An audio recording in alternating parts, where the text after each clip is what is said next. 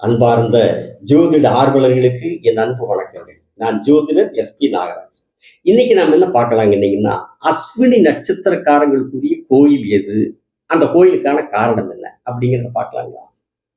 அஸ்வினி நட்சத்திரக்காரங்களுக்கான கோயில்னு பார்த்தீங்கன்னா, அது திருத்துறைப்பூண்டில் இருக்கிற பிறவி மருந்தீஸ்வரர் கோயில். ஏன்னு கேட்டீங்கன்னா, அஸ்வினி நட்சத்திரத்திற்குரிய தேவதைகள் அந்த கோயில்ல, அந்த ஸ்தலத்துல சிவபெருமானை வணங்கி வர்றாங்கிறது புராணம். அஸ்வினி நட்சத்திரத்துக்குரிய தேவதைகள் அங்க சிவபெருமானை வணங்கிட்டு இருக்கிறாங்க, வணங்கி வழிபாடு செஞ்சுட்டு இருக்கிறாங்கிறது புராணம். சரிங்களா? அங்க மூலவர் யாருன்னு பாத்தீங்கன்னா, பிறவி மருந்தீஸ்வரர், தாயார் பெரிய நாயகி பிறகன் நாயகி அம்மாள். அந்த கோயிலுக்கான புராணத்தை பாத்தீங்கன்னா, ஜல்லிகை அப்படிங்கிற ஒரு அரக்கர குலத்தை சேர்ந்த ஒரு பெண்.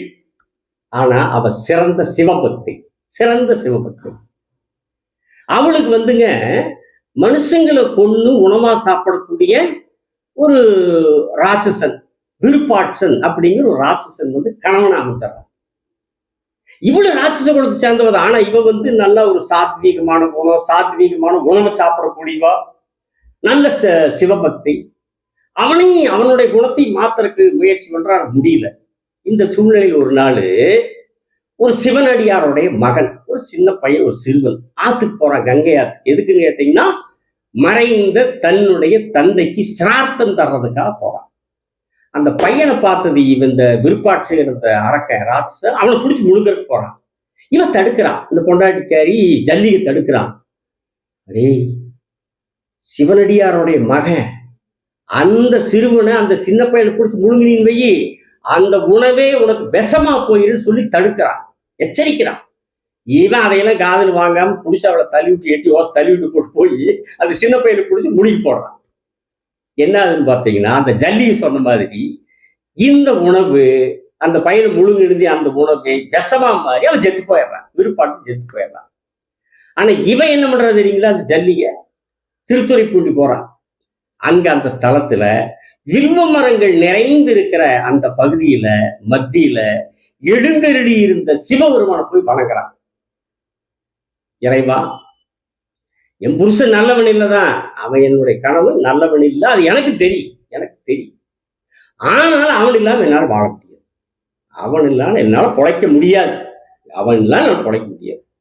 நீ என்ன பண்றீன்னா, எனக்கு நீ அவனை அரக்க குடத்தை மாத்தி இறக்க குடம் உள்ளவனை எனக்கு கொடு, இல்லையா என்ற உயிரி எடு அப்படின்ட்டு அங்க சிவபெருமான் முன்னாடியே சோறு தண்ணி இல்லாம பட்னி கிடந்து அப்படி அங்கேயே கிடக்கிறான். பட்னி கிடந்து சாக போற தருவாய், உயிர் போகக்கூடிய நிலையில அங்க இறைவனுடைய துணைவியான பிறகன் நாயகி அம்மா அவளுக்கு காட்சி தர்றாங்க. காட்சி தந்து, மகளே, நீ இந்த திருத்தலத்தில் இருக்கிற தீர்த்தத்துல தொடர்ந்து நீராடிட்டு வா அப்படின்னு சொல்லிட்டு அவங்க மறைஞ்சிடுறாங்க. பிறகன் நாயகி அம்மா சொன்ன மாதிரி இவ ஜல்லி அந்த கோயில் குளத்துல டெய்லி தண்ணி பார்த்துட்டு இருக்கிறான். ஒரு நாள் அந்த ராட்சசனுக்கு, விருப்பாட்சனுக்கு அம்மா உயிர் தர்றாங்க. அதோட அவன் வயிற்றுக்குள்ள செத்து கிடந்த சின்ன பையன், அவனுக்கு உயிர் கொடுத்துட்றாங்க. அவன் சின்ன பையன் உயிர் குழைச்சு வர்றான். பிறகன் நாயகி அம்மாவை பார்த்து கேட்கிறான், அம்மா, நான் என்ற வழியில் நான் போயிட்டு இருந்தேன், இல்லை நான் பிடிச்சி முழுங்கிட்டா, நான் செத்து போயிட்டேன், என்னோட விதி முடிஞ்சு போச்சு. அப்புறம் என் விதி முடிஞ்ச என்னை மறுபடியும் எதுக்கம்மா எனக்கு உயிர் கொடுத்து என்னை காப்பாத்துறீங்க அப்படின்னு அந்த சின்ன பையன் அம்மா கிட்ட, பிறகன் நாயகி அம்மாட்ட கேட்கறான். அம்மா சொல்றாங்க, மகனே, எவன் ஒருத்தன் தன்னுடைய தந்தை மறைந்த பிறகும் அவரை மறவாமல் தினந்தோறும் நாள்தோறும் ஆத்மார்த்தமாக அவரை தந்தை வணங்குகிறானோ, ஆண்டுதோறும் தந்தைக்கு சிரார்த்தம் செய்கிறானோ, அவனை எத்தகைய ஆபத்திலிருந்தும் நான் காப்பாற்றுவேன். அவனுக்கு என்னுடைய அருள் பூரணமாக உண்டு. அதோடு மட்டுமில்லாம உன்னுடைய தந்தையையும் மறுபரப்பு இல்லாம சொர்க்கத்தில் இடம் கொடுப்பேன்னு அந்த சின்ன பையனுக்கு அருள் பாடிக்கிறாங்க அம்மா பிறகநாயகி.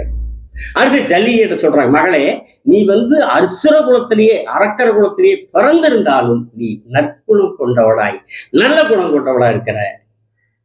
எவள் ஒருத்தி எத்தனை கஷ்ட நஷ்டம் வந்தாலும் அத்தனை கஷ்ட நஷ்டங்களையும் தாங்கி கொண்டு இன்முகத்தோடு பதி சேவை செய்கிறாளோ, பதி அப்படின்னா கணவன், புருஷன், சரிங்களா, எவள் ஒருத்தி கஷ்ட நஷ்டங்கள் எத்தனை வந்தாலும் தாங்கிக் கொண்டு பதி சேவை செய்கிறாளோ, அது எப்படிங்க, இன்முகத்தோடு பதி சேவை செய்கிறாளோ அவளுடைய மாங்கல்ய பலத்தை நான் உயர்த்துவேன், அவளை நிம்மதியாக வாழ வைப்பேன், அவளுடைய கணவனையும் நான் திருத்துவேன் அப்படின்னு சொல்லிட்டு அம்மா பிறகநாயகி அம்மா மறைஞ்சிடுறாங்க.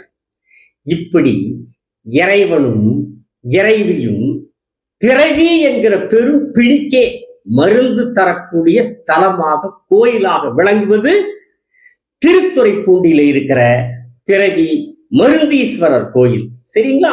அடுத்த காணொளியில் வேறொரு தலைப்பில் உங்களோடு பேசுகிறேன். சப்ஸ்கிரைப் செய்தவர்களுக்கு நன்றி, செய்யாதவர்கள் செய்யுங்கள். வணக்கம், விடைபெறுகிறேன்.